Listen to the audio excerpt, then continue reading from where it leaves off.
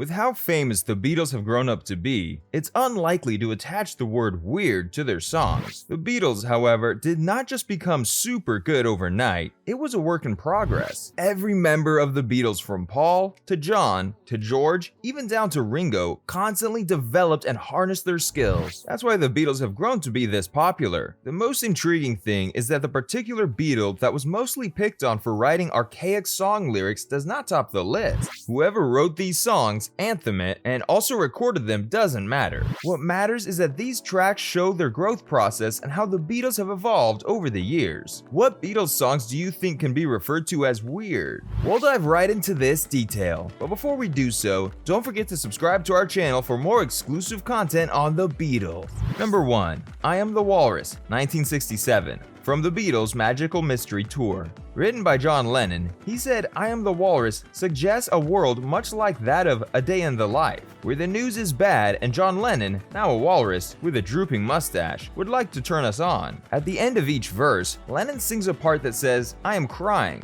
Sounds a little weird, but the Beatles had been crying at that time. They lost their manager, and this was the first song they recorded after his death. The song is made up of 3 segments. It's a little bit difficult to figure out the lyrics and who exactly is referred to as the walrus. Number 2. Why Don't We Do It in the Road, 1968, from the Beatles' White Album. This song contains only 2 lines of lyrics, and it brings the whole sexual tension vibes. Looks like McCartney got the idea for the song lyrics while watching groups of monkeys. Hilarious and funny, and so much repetition in the lyrics. This was John Lennon's kind of song, and Paul just wanted to try matching up with his energy. Number 3. Tomorrow Never Knows, 1966, from the Beatles' Revolver. One of the 60s greatest studio accomplishments is also somewhat strange. The strange sounds produced by each Beatle, which were mixed with the recording, made the song sound cliché. This could best be described as a busy song. The night before the song was created, Paul McCartney created 16 tape loops of guitar sounds and odd vocals that he brought into the studio to create some of the effects. All of these loops somehow come together to form a song that lots of people cannot relate to. The birds chirping at some point in the song made it weirder. Number 4. Maxwell's Silver Hammer, 1969, from the Beatles' Abbey Road.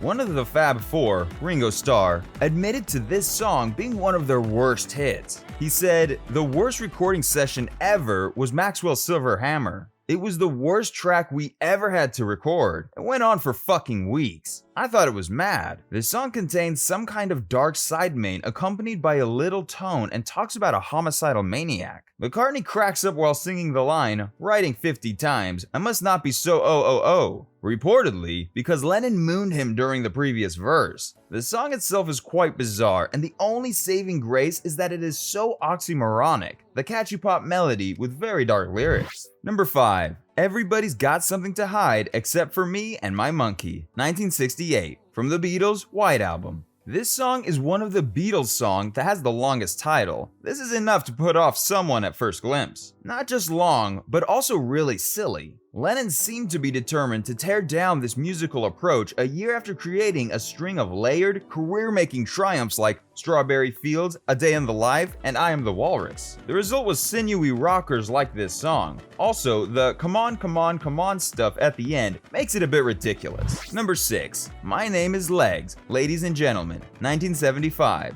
From George Harrison's Extra Texture. The up-tempo moment in this song was badly needed on such a downer of an album. The results are a bizarre mess. George Harrison unleashes a jumble of music hall flourishes, crazy brass lines, eccentric spoken word segments, and strikingly dumb lyrics like, "Everything is dinky-doo." Number 7. Dig It, 1970. From the Beatles' Let It Be. The constant repetition of the "dig it" phrase made it sound like that's all of the song lyrics. The producer, Phil Spector, tried cleaning up the Let It Be tapes for release, but ended up committing so many errors. This includes adding an entire bottle of syrup to McCartney's The Long and Winding Road, lobbing off the opening and closing line of Dig a Pony, and turning the closing version of Get Back into a Frankenstein monster featuring parts of 3 takes. None of it was as egregious as tacking on this unfocused gobbledygook, even in snippet form. Number 8. Meat City, 1973. From John Lennon's Mind Games. The song Meat City is not one of the best we've heard from John Lennon. From the unnecessary riffs to the not well arranged lyrics and an unfocused narrative. Just maybe he was trying to save rock and roll? Or to crying our slide into hedonism? Or just Lewis caroling around? With some tacked on backwards masked nonsense.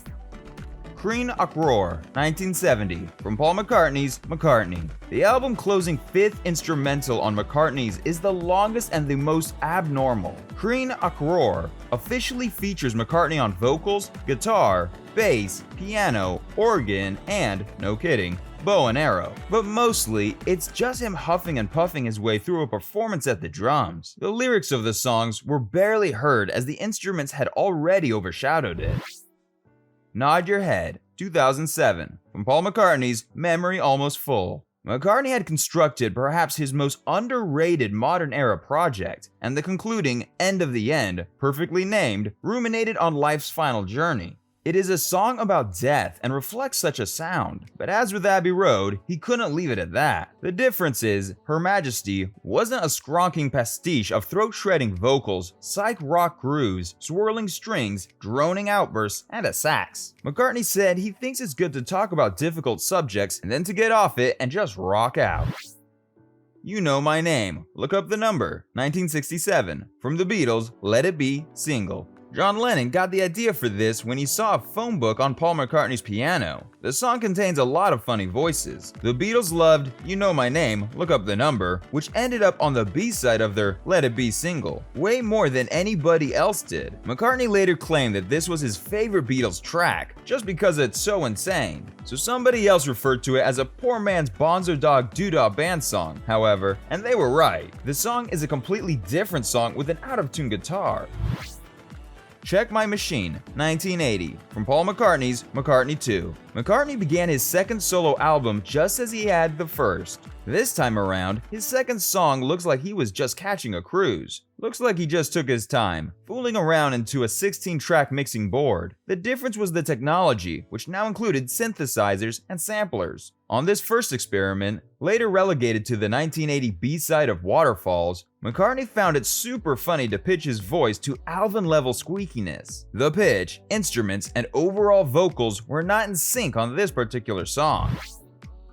Blue Jay Way, 1967, from the Beatles' Magical Mystery Tour. George Harrison wrote this in a house he rented in Los Angeles on a street named Blue Jay Way. He waited for his friend Derek Taylor when he came up with the song. The fact he gets to repeat a particular lyric of the song over and over again makes it clumsy and tiring. George Harrison kept repeating the phrase, "Please don't be long," over and over again. This song just keeps going on and on without any arranged rhythm. You will feel sorry for the people playing the instruments, especially the poor guy playing the cello. The vocals, organ, and drums were played on two tape machines slightly out of sync to get the phasing effect. When the ending is reversed, it sounds suspiciously like Paul is bloody. This added to the Paul is dead hoax. It is advised that the song should not be played or listened to in a dark room. The backward drumming and reverse talking make the song lack arrangement. Magneto and Titanium Man, 1975, from Wings, Venus and Mars. Paul McCartney demonstrated that he's a fan of Marvel Comics when he wrote this particular song. In particular, he references three supervillains who we feel were his favorite characters. McCartney was browsing through the magazine section at the supermarket during a visit to Jamaica when he became nostalgic over a comic book. Anybody else would have chuckled over the childhood memory, then head over to the produce section as planned. But anybody else isn't Paul McCartney, who instead created a sweetly recorded but utterly confusing heist scenario for his made-up characters to inhabit. The lyrics of the song are somewhat funny. That's all for today's video, guys. But before we end, do you think all of the songs that are listed here are weird? What's the weirdest song or album you think the Beatles have? Do you feel the Beatles improved their style of music over the years? Let us know what you think in the comment section below. And if you haven't by now, ensure you subscribe to our channel so you don't miss any new updates about the Beatles.